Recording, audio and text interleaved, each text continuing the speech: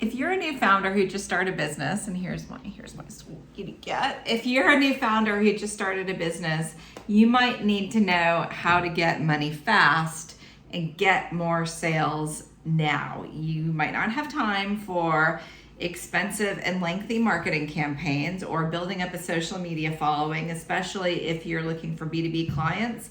And your clients might not even be on social media. They probably have a LinkedIn presence, but they might not even have time to be reading posts and such. So here are 5 hacks, 5 tips on how you can get some sales pretty darn fast. And as you can see, as I have subscribed to the oh my gosh, I subscribe to not making things perfect, and I will share about that as well. But here are 5 surefire ways to get more sales now. And I'm Diane Prince. I've scaled several businesses. I've acted as head of sales of early stage companies. I've built a $50 million business, et cetera, et cetera. So I have put all of these practices in place, and now I help other entrepreneurs to do the same in their businesses. So tip number 1 is to follow up. According to HubSpot, these statistics always surprise people. So 80% of sales require 5 follow-up calls, whereas 44% of salespeople give up after 1 follow-up call. Okay, so think about how much money you might be leaving on the table if you're in that big percentage that does not follow up, and how many do you quit after? So consistency is the key. Think about it like you're staying in touch. It's not only staying top of mind, because 5 months from now, that person might need you and they might not even remember what your name is. That's happened to me a lot, where I'm like, there's actually one business coach that I'm trying to remember his name, who I talked to a year ago. And I'm like, gosh, so there might be people out there that would have reached back out to you had you been consistent and had you been on their mind. Also, staying consistent. Some people are afraid that they're going to be a pest or they're going to bother their prospects, but you can think about it this way. You're showing them how you're going to show up once you're working with them. So don't you want to show up as consistent, as being top of mind, and as being, being a reliable person. Be that person. Don't be the ghoster. Number 2 is send a cold email campaign. Do not be afraid of cold email. It works.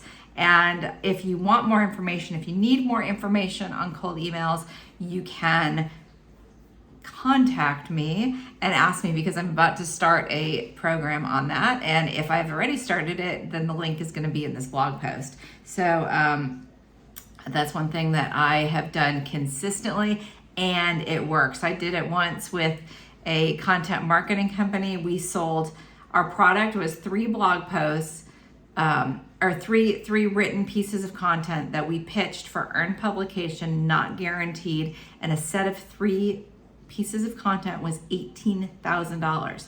And our clients were the clients that we targeted, and that we got some examples of the clients that we got just from cold email. Was the CEO of Girl Scouts of the United States, and she was incredible to work with. We also got Oracle as a client. I mean, ginormous organizations. Microsoft, just from cold email, getting to the C-suite. So cold email works. There's going to be people who will get mad at you, and when that happens to me, I don't really care, because there's also people who are like, this is great timing. I've used it in, like I mentioned, that content marketing company. I've also used it with a candy gifting company, and I use it for my own coaching and consulting business. Most of my initial sales, when I started out with my minimum viable product of one-to-one coaching, were through cold emails, believe it or not. Tip 3 to get more sales now is just do it. Just get out there and do it. Don't wait until you're motivated. Don't wait until you feel like it, because you might not ever feel like that. One thing that helps me is to listen to stories of other entrepreneurs, and you can bet that they completely hustled. I always think of the one of How I Built This podcast with Sarah Blakely. I love her story. If you don't know who she is, she's a self-made female billionaire who invented Spanx, the product that women wear under. I mean, initially it was sort of a girdle, honestly, and now she has a whole bunch of. Actually, she sold her business. She just exited her business, but completely bootstrapped it through sales and not investors. And you better believe she hustled like a mofo. So there seems to be this idea that that business should just come easy. I don't think that it does. I think that's a myth. No one that I know who has built a successful business, no stories have I read where like, oh yeah, it just came to me and I did it, and then I exited for $100 million. I just have not heard those stories. Okay, maybe I'm wrong, but I don't believe it. So just do it. Just make it happen, even when you don't feel like it. Okay, tip 4 to getting more sales now is ditch perfectionism. Perfectionism is an enemy of the entrepreneur. So many entrepreneurs I know will wait until I'm just getting this part right. I'm just getting this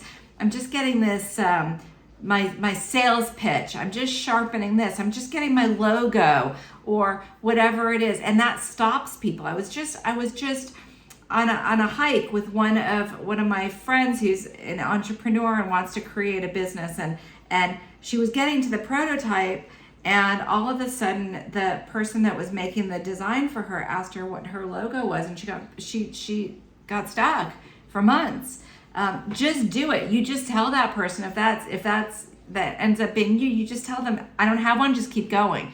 Just keep going. There's time to reiterate. There's time to perfect your product later. You might hear people talk about product market fit. That means that your product is the right timing for your product, and there's a market, there's buyers for your product.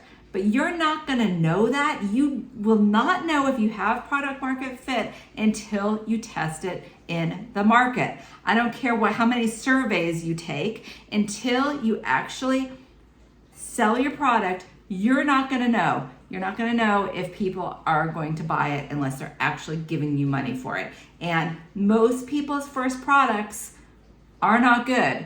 You may have heard of a shitty first product or minimum viable product. That's what you want to do. If your product is not embarrassing you, you've launched too late. Okay, so get over yourself and ditch the perfectionism and just do it. Okay. Now, tip 5. This might sound weird, but loosen up and let it go.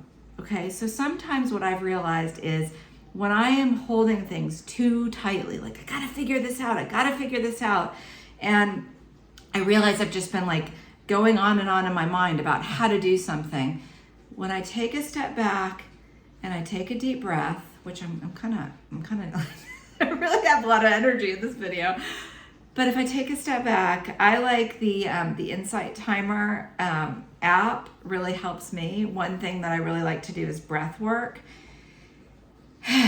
So I'll slow down. I am spiritual, and I will let things go. I'll sort of just sometimes I'll say I don't know. I need more sales, for example, and I always try to get really specific. So say I need to get, say my business needs to bring in $50,000 this month, an additional $50,000. Then I'll say I might say, wonder how we're gonna achieve that $50,000. So instead of just really, really trying to force things, sometimes it helps to take a step back. So some things that might help are some breath work, journaling, exercise. For me, my Peloton bike this is not an ad for Peloton, but my Peloton is, oh my gosh, just like I have to get that energy out in order to then come back and take a fresh look at what I'm trying to do. So conclusion, TLDR, when you're a business founder, look, things can be really stressful. It's probably going to be stressful. Maybe even 50% of your life is going to be really stressful, and the rest of the time, the other half is going to be really amazing. That's just how life is.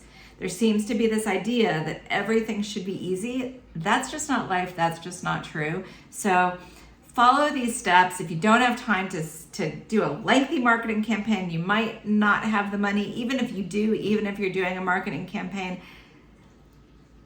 do these sales things to get faster, get revenue in faster. These things have worked for me time and time again. Feel free to hit me up if you'd like more help. I might still be doing one-on-one help. I might not, and I might have my programs ready in time, or my sales program by the time you hit me up. Good luck. Let me know how it goes, and happy entrepreneuring.